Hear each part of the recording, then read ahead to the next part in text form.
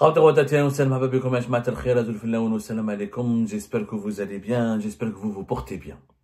Envoyez-moi en prison, je suis prêt à y aller dès maintenant.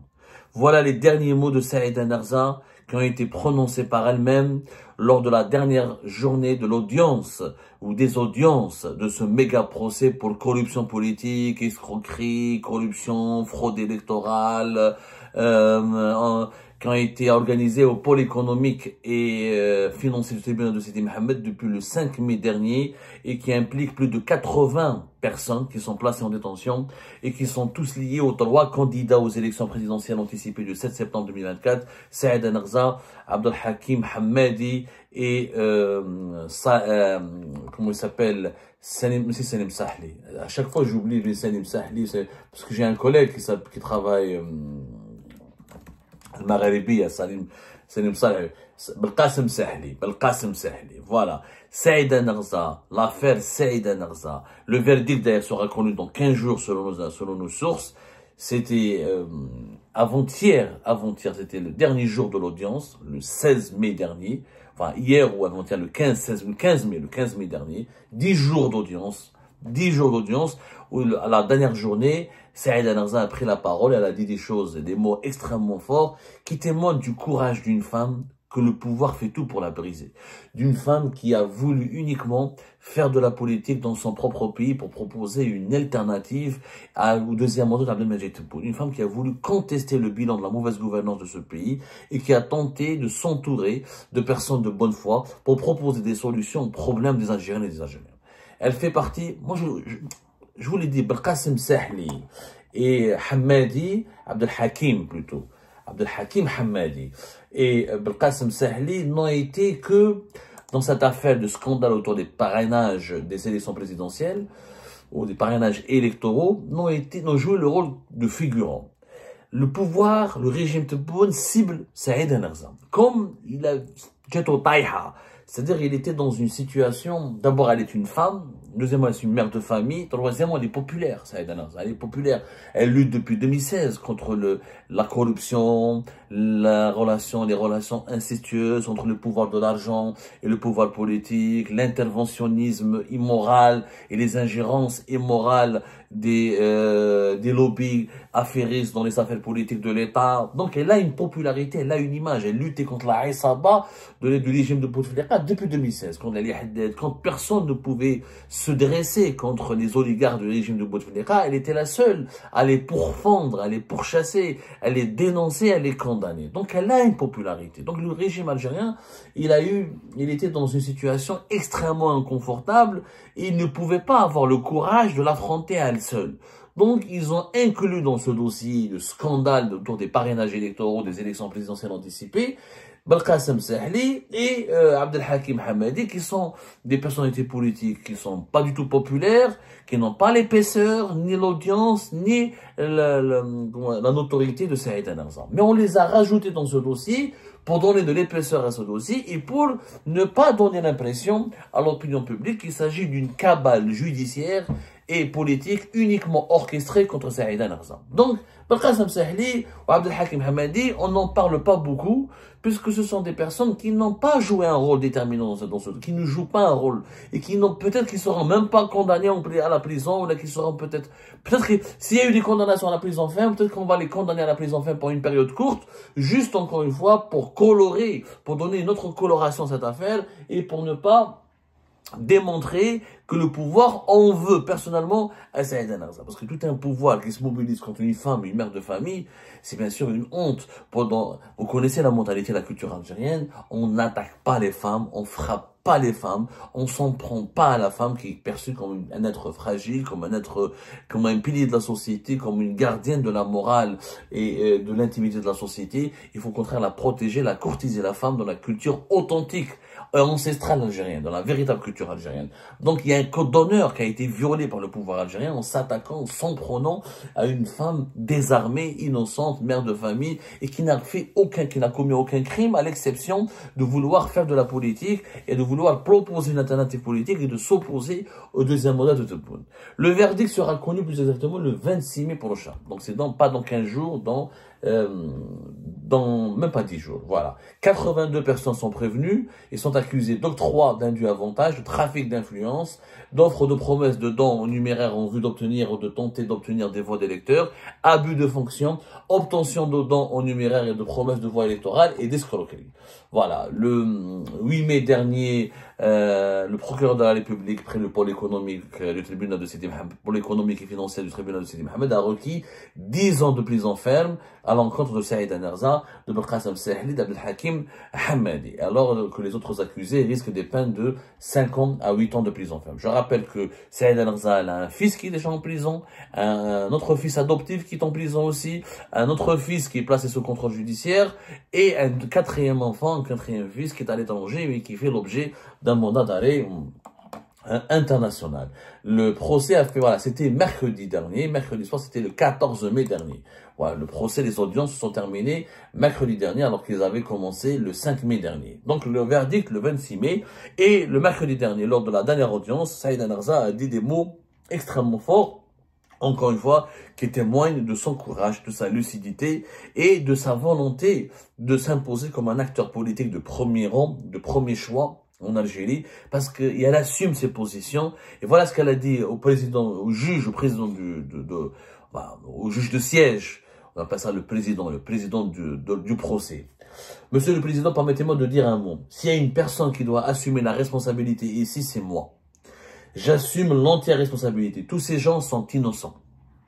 Je vous demande de m'envoyer, moi, en prison, mais de libérer ces pauvres gens. Parmi eux, il y en a qui ont perdu leurs parents ou leurs enfants. Monsieur le Président, je ne vous demande rien.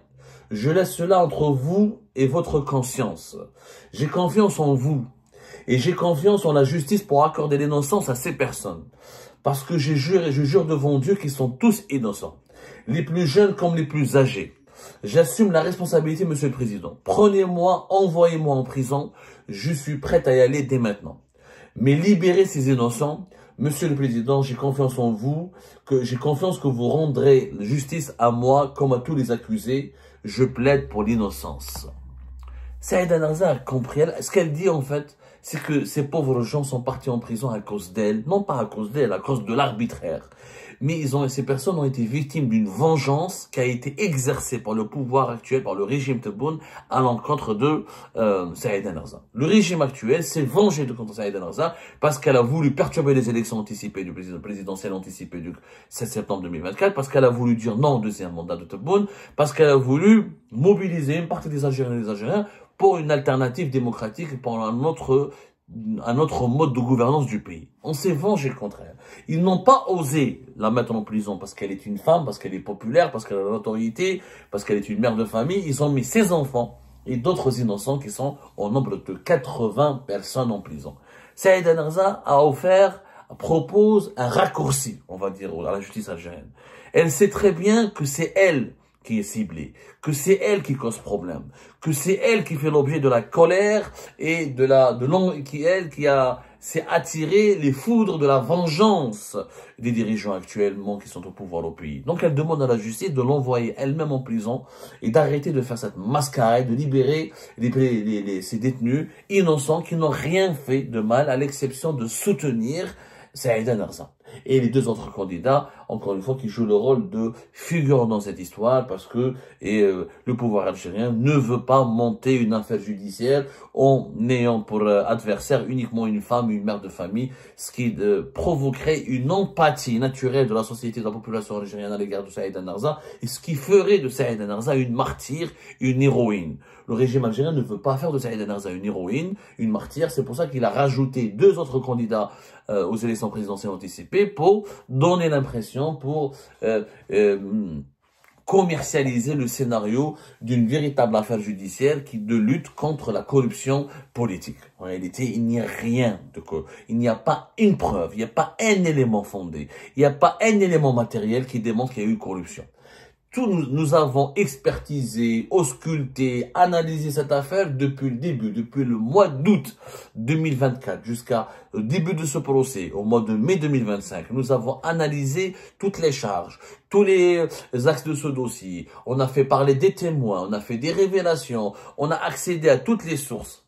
et nous avons compris qu'il s'agit d'une machination, d'une manipulation ordurière, une machination politique et judiciaire, dont le seul but est de briser Saïda Narza pour toujours, de se venger contre elle surtout, et de la salir, et d'essayer de la jeter en pâture pour que les Algériens et les Algériens qui la soutenaient, qui la respectaient, qui l'adoraient, se détachent d'elle et prennent leur distance vis-à-vis d'elle.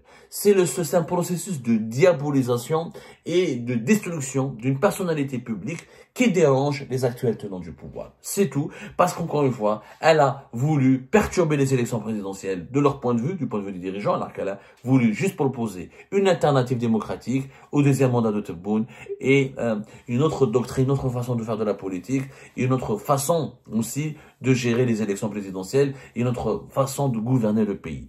C'est ça le problème, c'est ça le cœur de l'affaire Saïda Narza, ni plus ni moins. Comme ils n'ont pas osé la mettre en prison, ils ont mis en prison, incarcéré ses enfants et d'autres, ses proches et ses soutiens.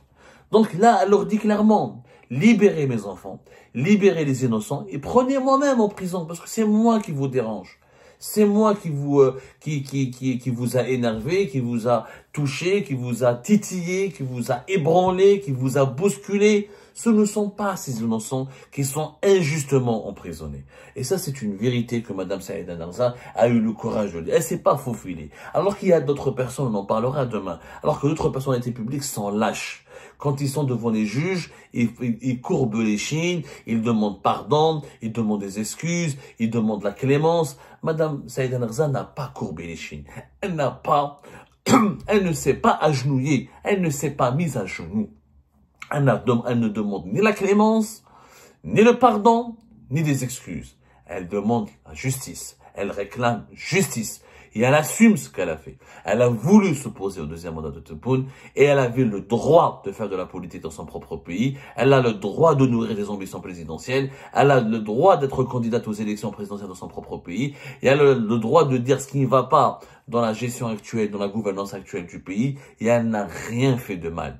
Si maintenant on veut la punir pour cela, il faut l'envoyer, elle, en prison et non pas se venger contre des innocents faible et totalement désarmé. Ça s'appelle de la lâcheté, ça s'appelle du déshonneur. C'est de la lâcheté et du déshonneur. Ayez le courage. Et c'est Saïda Narza qui le courage. Comme vous avez jeté des dizaines et des centaines de personnalités politiques et publiques depuis 2019. Faites-le. Faites-le et vous allez voir les réactions, comment les Algériens et les Algériens vont vous vomir. Ils vont vous détester. Ils vont vous condamner à l'ignominie. Ils vont vous vomir parce que ce que vous faites est tout simplement ignoble. S'attaquer à une femme juste parce qu'elle a des idées différentes, elle a un projet de politique différent, un projet politique différent et elle ne veut pas se soumettre. Parce que c'est quoi ce procès? C'est le procès d'une femme libre qui ne veut pas se soumettre. Et c'est le procès de tous les Algériens et de toutes les Algériennes qui, comme Saïda Narza, ne veulent pas se soumettre. Je préfère vivre librement et me sentir libre dans une cellule de prison et être fier de ma liberté que de vivre à genoux comme un esclave, écervelé, comme un minable qui doit dire oui à tout et qui doit se contenter des miettes des richesses qu'on lui donne, alors que les richesses de ce pays sont pillées, mal gérées et gaspillées. Saïda Narza est une femme courageuse. Je lui rends hommage. Je lui exprime toute ma solidarité. Et je pense que toutes les Algériennes et tous les Algériens devraient faire de même, parce qu'il s'agit d'une question de principe, celle d'avoir et de jouir, de pouvoir jouir de sa liberté, de toutes ses libertés dans notre propre pays, et celle d'avoir la possibilité de faire de la politique librement dans notre pays et de dire qu'on n'est pas d'accord avec le bilan ou la façon avec laquelle notre pays est dirigé actuellement.